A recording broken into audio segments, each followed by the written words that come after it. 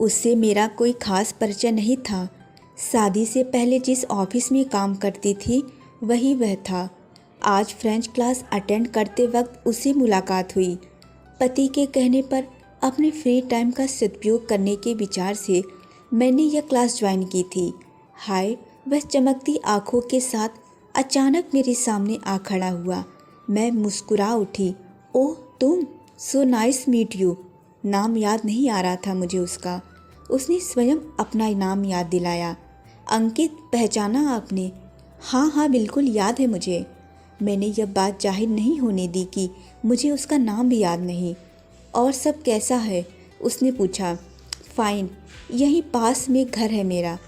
पति आर्मी में है, 2 बेटियां हैं। बड़ी 7वीं कक्षा में और छोटी 3री कक्षा में पढ़ती है। वाह ग्रेट। वह अब मेरे साथ चलने लगा था। मैं 2 सप्ताह पहले ही दिल्ली आया हूँ। वैसे मुंबई में रहता हूँ। मेरी कंपनी ने 6 माह प्रोजेक्ट वर्क के लिए मुझे यहाँ भेजा है। सोचा फ्री टाइम में यह क्लास भी ज्वाइन कर लूँ। गुड, अच्छा अंकित, अब मैं चलती हूँ। यहीं से ऑटो लेना होगा मुझे। Okay bye. वह कहकर चला गया। मैं घर आ गई। अगले 2 दिनों की छुट्टी ले ली थी मैंने। मैं घर के कामों में पूरी तरह व्यस्त रही। बड़ी बेटी का जन्मदिन था और छोटी को एक नए स्कूल में दाखिला कराना था।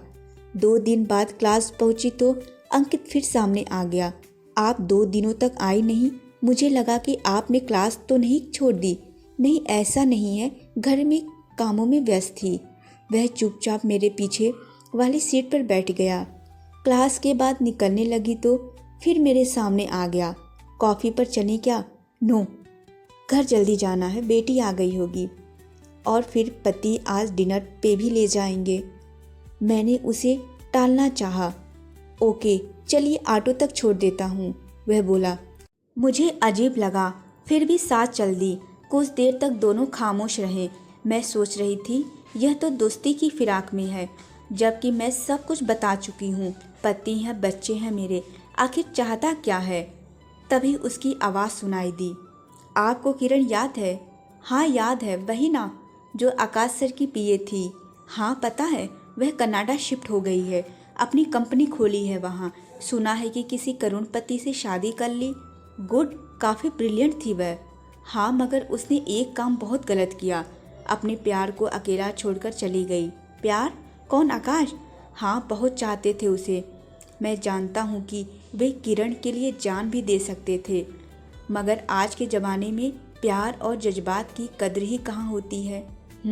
अच्छा मैं चलती हूँ, कह के मैंने ऑटो वाले को रोका और उसमें बैठ गई। वह भी अपने रास्ते चला गया।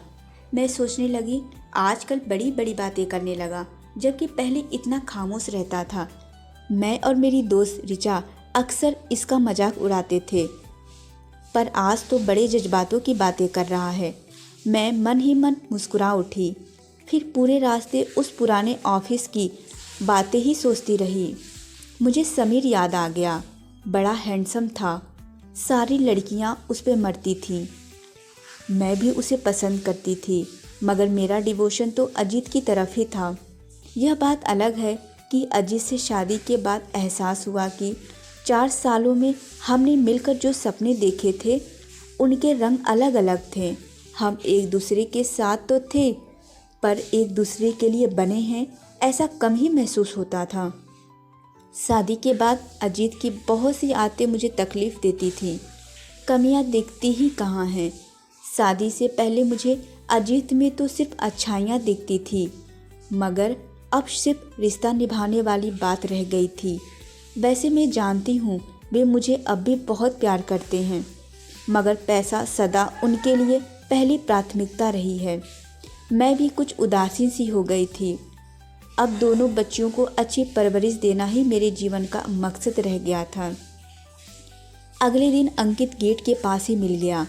पास की दुकान पर गोलगप्पे खा रहा था। उसने मुझे इनवाइट किया, पर मैं साफ मना करके अंदर चली गई। क्लास खत्म होते ही वह फिर मेरे पास आ गया। चलिए ऑटो तक छोड़ दूँ, कहकर मैं अनमनी सी उसके साथ चलने लगी। उसने टोका, आपको वो मैसेज याद है जो आपके फ़ोन में अनजान नंबरों से आते थे। हाँ याद है, क्यों? तुम्हें कैसे पता? मैं चौंकी। दरअसल आप एक बार अपनी फ्रेंड को बता रही थी तो कैंटीन के पास मैं भी बैठा था, और इसलिए मैंने सब कुछ सुन लिया। आपने कभी उसे चेक नहीं किया कि उन्हें भेजता कौन? नहीं, मेरे पास इन फुजील बातों के लिए वक्त ही कहाँ था, और फिर मैं ऑलरेडी इंगेज थी। हाँ, वह तो मुझे पता है, मेरे एक दो दोस्तों ने बताया था आपके बारे में। सच आप कितनी खुशहाल हैं, जिसे चाहा उसी से शादी की। हर किसी के जीवन में ऐसा कहाँ होता है।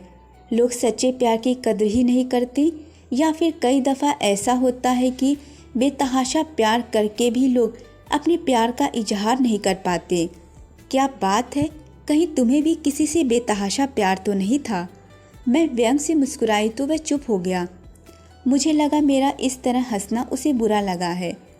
शुरू से देखा था मैंने उसे, बहुत भावुक था वह।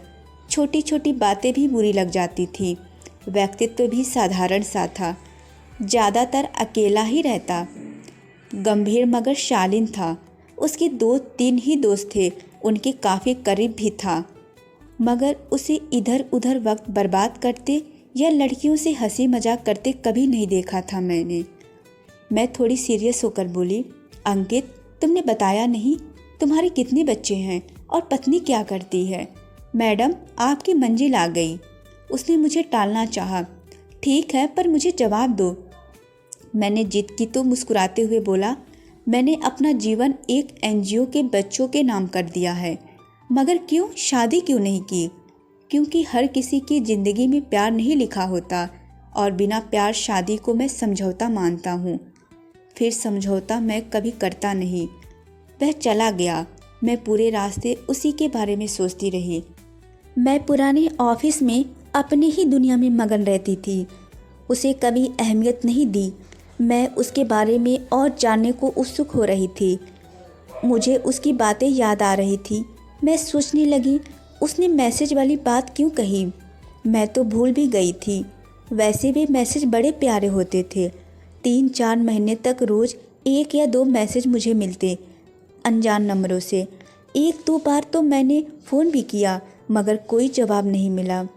घर पहुंचकर मैं पुराना फ़ोन ढूंढने लगी। स्मार्टफ़ोन के आते ही मैंने पुराने फ़ोन को रिटायर कर दिया था। 10 सालों से वह फ़ोन मेरी अलमारी के कोने में पड़ा था। मैंने उसे निकाल कर उसमें नई बैटरी डाली और बैटरी चार्ज कर उसे ऑन किया। फिर उन्हीं मैसेज को पढ़ने लगी। उत्सुकता उस वक्त भी रहती थी और अब भी होने लगी कि ये मैसेज मुझे किसने भेजे थे। ज़रूर अंकित इस बारे में कुछ जानता होगा, तभी बात कर रहा था। फिर मैंने तय किया कि कल कुदेर कुदेर कर उससे यह बात ज़रूर उगलवाऊंगी।